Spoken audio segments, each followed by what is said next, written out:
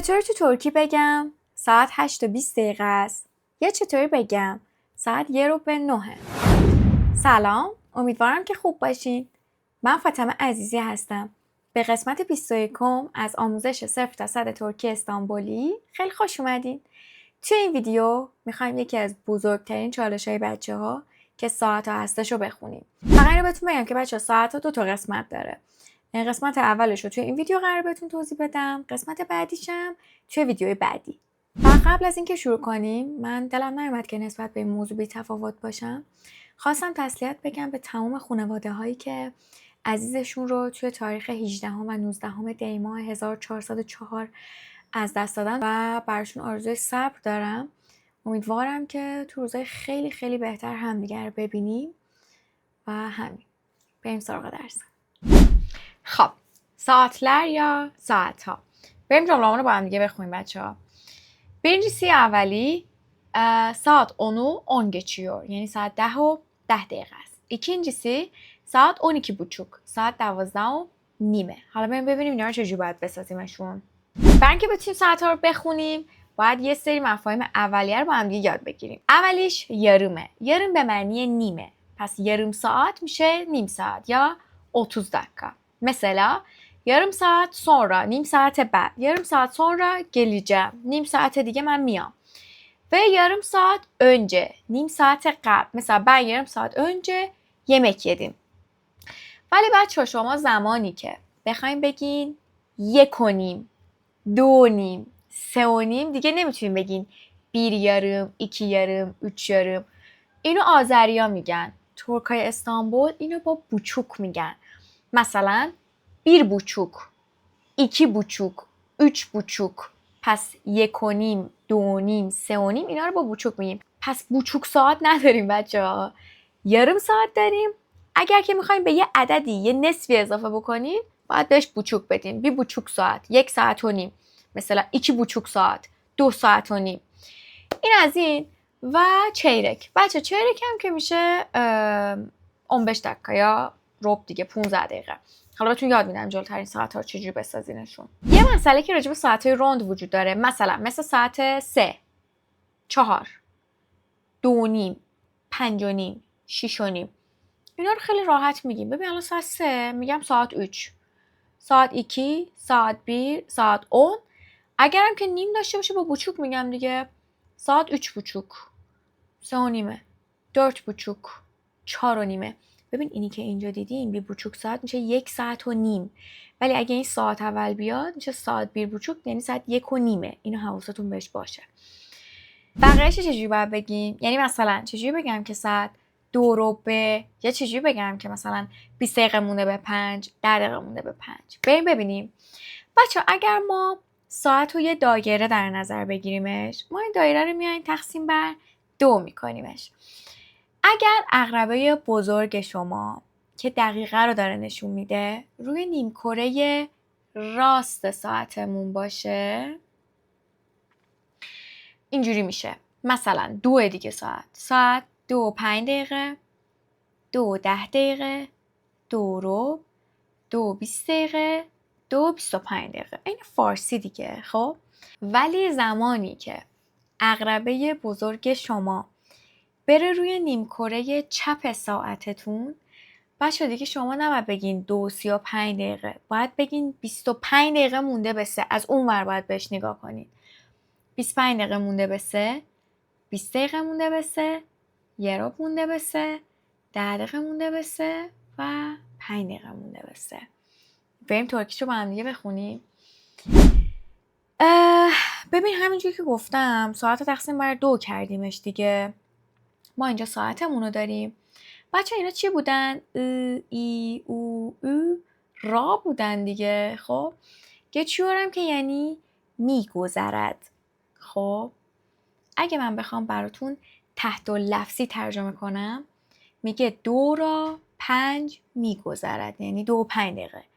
2 را 10 میگذرد یعنی 2 و 10 دقیقه. 2 را ربع میگذرد یعنی 2 ربع. خب وقتی که وارد نیمکره چپ میشه اینا ب بودن دیگه. خب وارم یعنی مونده.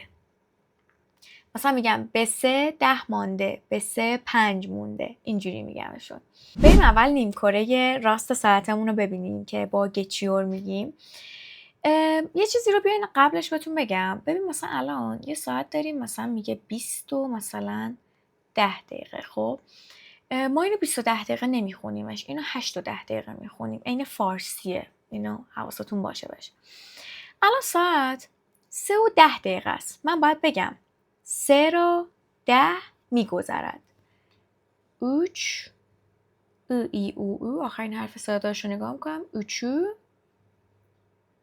اون geçiyor. همین. بعدیش 8 ربع که ما گفتیم که بچه ربع هم میگیم چیرک دیگه. خب 8 را 15 میگذرد. 8 8'i çeyrek geçiyor. بعدیش 4 و 25 دقیقه که گفتم 16 و 25 نمیخونیم دیگه، 4 و 25 باید بخونیم. باید بگیم 4 را 25 میگذرد.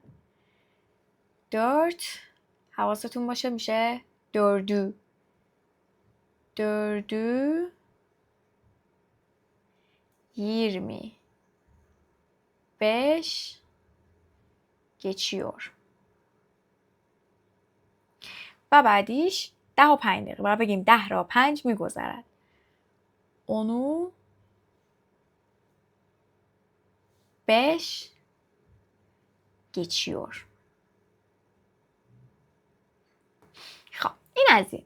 شما هم توی خونه بچه برای خودتون این رو پاک کنم که قاطی نشن. شما هم توی خونه واسه خودتون این ساعت ها بنویسین.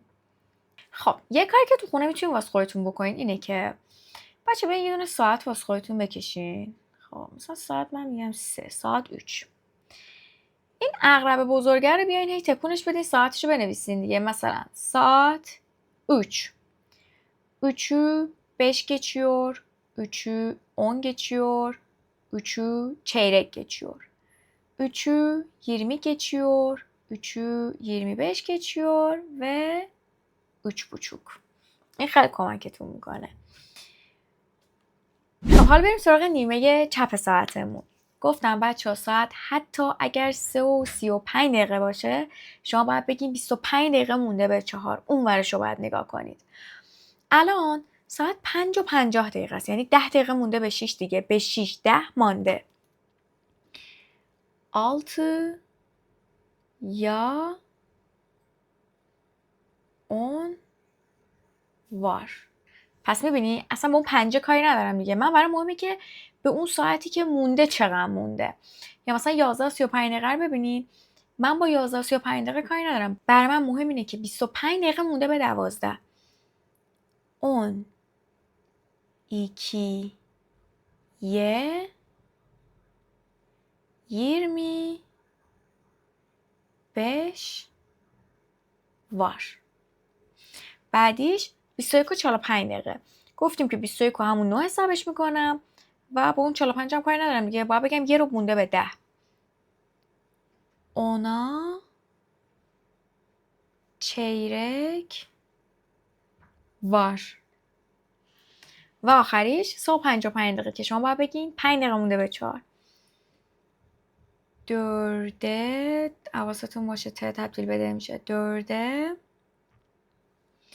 5 var. همین. دوباره بذار اون ساعت رو واسهتون بکشمش.